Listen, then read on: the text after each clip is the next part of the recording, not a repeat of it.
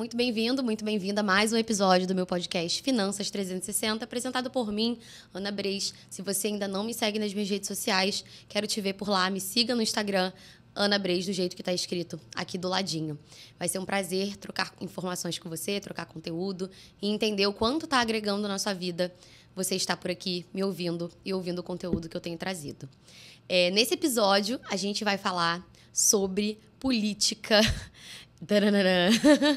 e economia do nosso Brasil, tá? Eu vou tentar, não sei se eu vou conseguir, eu sou uma pessoa polêmica naturalmente, mas eu vou tentar focar muito no que interessa, que é a questão dos ciclos econômicos, que é a questão do que a gente espera de Brasil, né, quanto nação, de você não criar expectativas irreais de um país que tem uma história, né, que tem uma bagagem, que tem, enfim, seu perfil, sua personalidade muito específica, né?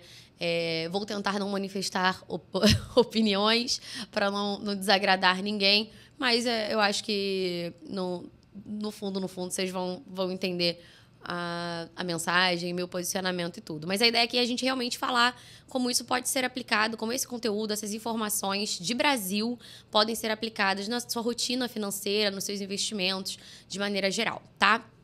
Primeiro, gente, o que a gente precisa entender de característica de Brasil, tá? O Brasil é um país majoritariamente de pessoas com baixo QI, com baixa instrução, de erudição mesmo, tá? Política, econômica, conteúdos básicos escolares. E eu não estou falando isso por uma questão de opinião. Tem estudos que comprovam, mundialmente falando, o QI da maioria dos brasileiros é muito baixo. E QI não é tudo, tá? Tem gente que tem QI baixo, mesmo assim tem formação, tem senso crítico, tem instrução, né? É um cidadão melhor preparado. O Brasil, infelizmente, não tem isso. Porque para você conseguir convencer pessoas com baixa instrução, você precisa falar a língua delas.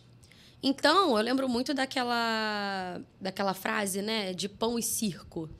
Né? O povo gosta de pão e circo porque isso é o que dá, né? Que é aquela história da compra de votos com uma cesta básica. É claro, e acreditem, eu sou uma pessoa muito engajada e envolvida em causas sociais. Eu tenho isso assim na minha veia.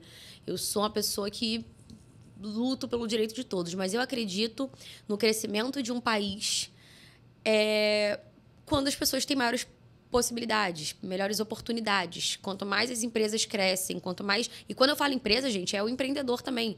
Quando o cara tem a oportunidade de vender o negócio dele, montar a lojinha dele, e ele faz o dinheiro dele, e ele tem clientes, e as pessoas estão dispostas a gastar. Eu não estou falando... Quando a gente fala empresa, tem gente que já fala, nossa...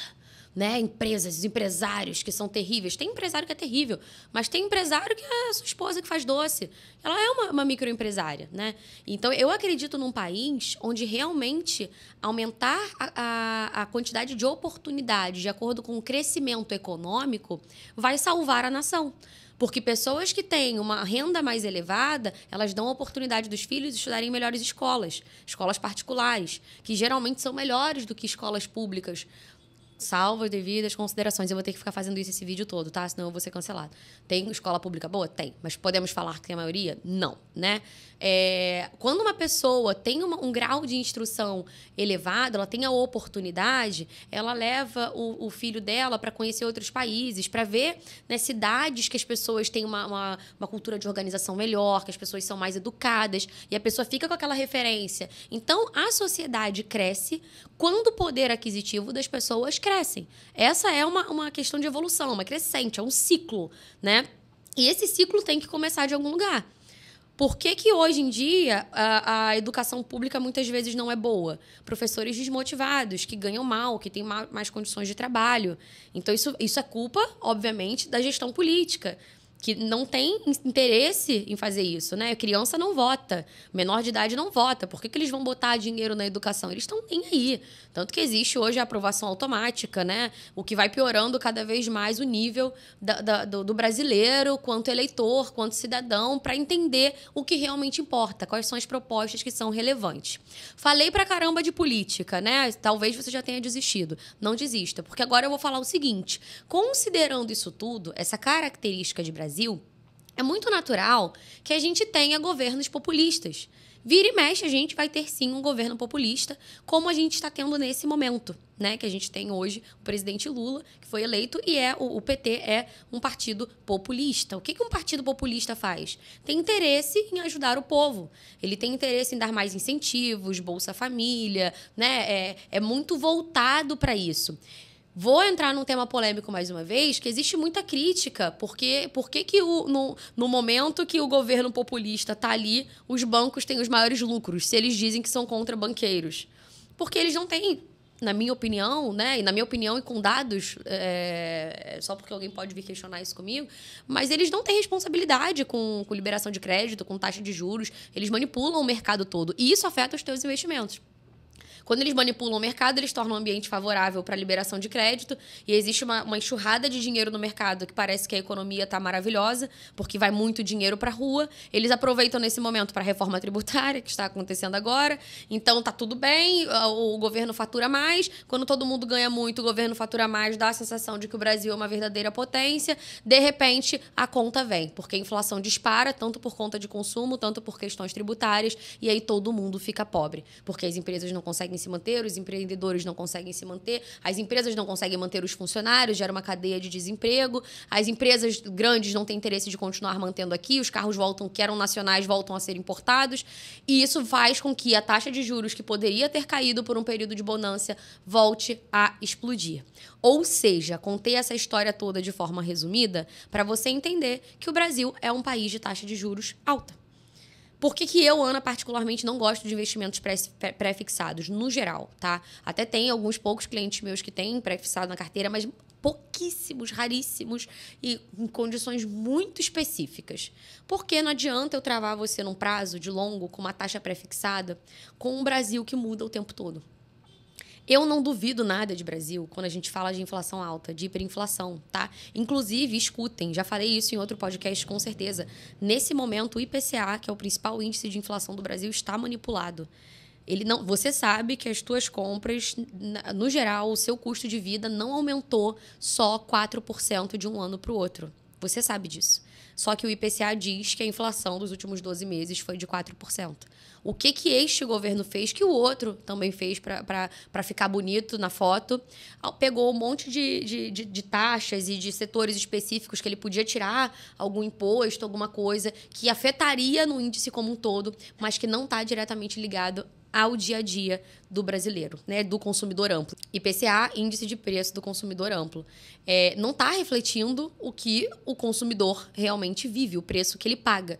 São setores muito específicos que manipularam. Repito, você não pagou só de aumento 4% de um ano para o outro. Nos seus serviços, no seu supermercado, no seu transporte, né, no combustível que está relacionado a transporte, mas também na compra do teu carro. Cada vez mais, esse é um outro conteúdo que eu vou fazer para vocês, fica distante a ideia da casa própria para a maioria dos brasileiros, fica distante a ideia do carro para a maioria dos brasileiros. Eu sei que eu não estou falando com todos, tem muita gente de alta renda que me ouve, mas se você pensar num cidadão comum que ganha 1, 2, 3 salários mínimos, isso fica surrealmente descolado de uma realidade possível, porque a gente vive num país de taxa de juros muito alta, que vive recessão atrás de recessão. A gente viveu uma muito, né, que foi a pior de todos os tempos recentemente, na saída ali do governo Dilma, mas isso vem acontecendo. É muito comum ter uma época que todas as empresas fecham, né? E aí sempre que você conversa com alguém, fala, eu tinha uma empresa, mas naquela crise fechou. É muito difícil, é muito cruel para o brasileiro. E essas crises se acumulam e as taxas, a realidade, ela não suporta e vai ficando cada vez mais estressado o mercado. Por isso que, falando disso tudo, eu não gosto de pré-fixado. Muda tanto o tempo todo que você não pode, eu não vejo a vantagem de travar 5, 6, 7, 10 anos, né? Pode ter de um também que seja, uma taxa de pré-fixado ali com um país que muda e que pode ter uma hiperinflação, sim. Pode ter, enfim, uma quantidade enorme de casos de polêmicas políticas, e isso vai afetar na bolsa, isso vai afetar nos títulos, na emissão de títulos, isso afeta a dívida pública, que afeta diretamente o Tesouro Direto. Ou seja, a gente está falando de um país que tem uma história e que duvido muito. Ah, você acredita no Brasil? Eu acredito no Brasil, eu amo o meu país, de verdade. Mas ele é isso aí. A história está aí. Então, assim, só não vê quem não quer. E quem decide investir no Brasil, empreender no Brasil, tem sorte e tem azar. Como assim, Ana? Você, brasileiro, conhece o teu país. Você está num país de taxa de juros alta e que muitas vezes você vai conseguir um juro real, que é o rendimento acima da inflação, elevado e que nenhum outro país do mundo, geralmente os países de primeiro mundo, você vai ter.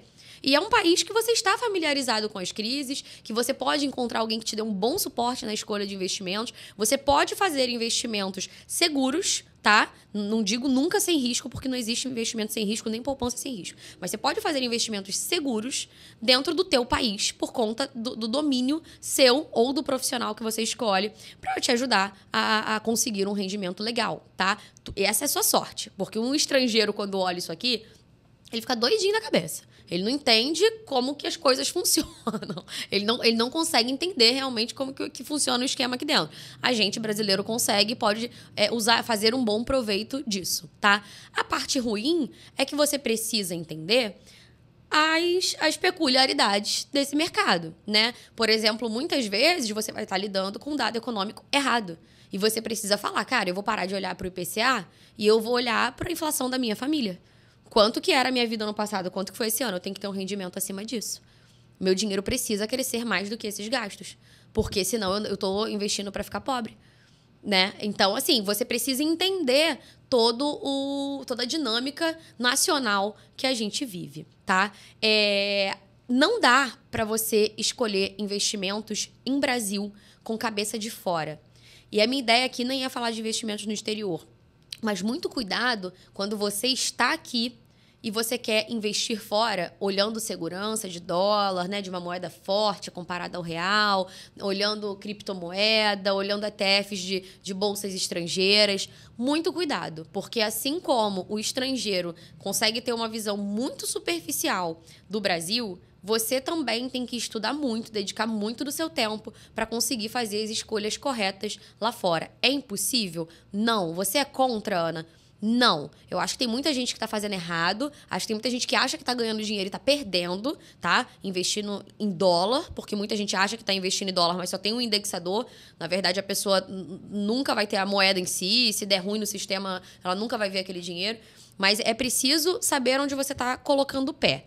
Tem muita coisa a se fazer, sim. E é preciso considerar o país que você vive. É preciso, sim, ter reserva de emergência. Você que não tem reserva de emergência num país como o Brasil, você está, desculpa, fadado a uma crise, a um fracasso financeiro terrível. Escuta o que eu estou dizendo. Se isso não acontecer com você, vai ser porque Papai do Céu te ama por muita sorte. Porque, no geral, quando vem uma crise muito grande, né, de Brasil, os respingos são tão intensos, são tão sérios, que nesse momento as pessoas se endividam muito. E endividamento gera estresse, gera ansiedade, gera separação de casamento. Então, assim, você precisa entender que você precisa de uma reserva de emergência para um país tão instável.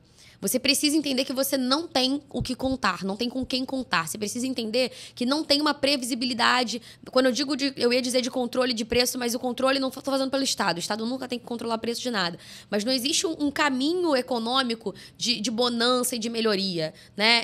Pelo contrário, existe sempre imprevisibilidade. E aí, se você tem que se meter numa enrascada porque você tá sem dinheiro e precisa acionar, né, um empréstimo, e de repente a taxa de juros sobe, o contrato que foi feito tá errado e você faz uma renegociação. Enfim, é o caos do caos do caos do caos. Não dá para viver sem reserva de emergência no Brasil, tá? Isso sim é extremamente arrojado. Se você se considera conservador, você precisa ter uma reserva de emergência, porque viver no Brasil sem reserva de emergência é coisa de um perfil extremamente arrojado, quase kamikaze. A mensagem que eu queria passar é: não se iluda com investimentos que buscam um país estável num cenário político-econômico de Brasil, tá? O Brasil, ainda que ele tenha bonanças e épocas que talvez você acredite que, né, vai ter um desenvolvimento, que vai ter um crescimento, de repente vem boom, e tudo desmorona. E quando a gente fala de Brasil, a gente fala de um país de proporção continental, né? E a gente tem muitos países, muitos Brasis dentro do Brasil. Então, muitas vezes a gente tem uma região do Brasil que vai bem com os seus governantes ali e outras que são muito terríveis. E aí a gente tem, óbvio, uma gestão macro que pode ajudar ou piorar isso tudo. Não dá para confiar. Você precisa saber escolher sabiamente, você precisa entender como funcionam as taxas de juros, títulos de renda fixa. Eu tenho um episódio muito legal também que eu explico a Selic é para estar alta ou é para estar baixa, né? Como que ela funciona, o que é bom, afinal de contas. Acho que vale a pena você dar uma atenção a isso, voltar lá para ouvir, porque eu falo um pouco mais de taxa de juros. Mas a ideia aqui era explicar sobre essa personalidade, né? Essa característica de Brasil. E para você que ainda não sabe, eu tenho uma empresa de consultoria financeira e eu posso te ajudar a escolher os melhores investimentos dentro do cenário econômico que a gente está vivendo. Nem todo investimento, na verdade, a maioria dos investimentos não vão ficar para sempre. Você sempre vai ter que revisar de acordo com os rumos da economia. Eu posso auxiliar você a entender mais sobre isso, a organizar as suas finanças, a montar sua carteira de investimentos, a escolher, montar seu plano de previdência privada para o teu futuro, fazer investimentos em imóveis ou para você morar, se você tem intenção de comprar. Enfim, quero poder auxiliar você aí no seu crescimento financeiro. Conte comigo, você pode me encontrar no link da minha bio lá no Instagram. Vai ser um prazer falar com você. Espero que você tenha gostado desse episódio. Um grande beijo, te vejo no próximo. Tchau, tchau.